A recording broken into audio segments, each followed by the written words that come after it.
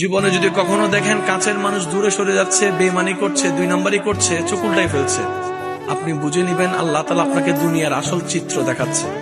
আপনি যেন বুঝতে পারেন আপনার আপন বলতে আল্লাহ ছাড়া, আপনার আপন বলতে আপনার নবী ছাড়া আসলে আর কেউ নাই। অনেক সময় দেখবেন আপনার জীবন চলার পথে অনেক পরিচিত ভালোবাসার প্রিয় মানুষগুলাও কিন্তু একসময় আপনাকে চিনবে না, চোখ উল্টাই ফেলে।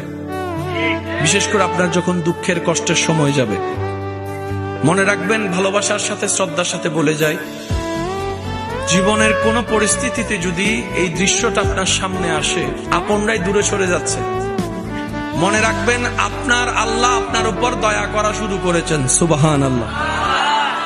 ওই বিপদ থেকে আপনি যাদের সাপোর্ট নিয়ে উঠতে চাচ্ছেন, রব চাচ্ছেন আপনাকে কেউ না করুক সাপোর্ট, আপনার আল্লাহ স্বয়ং আপনাকে সাপোর্ট করতে চাচ্ছে বলেই মানুষকে দূরে সরাই দিচ্ছে। সুবহানাল্লাহ।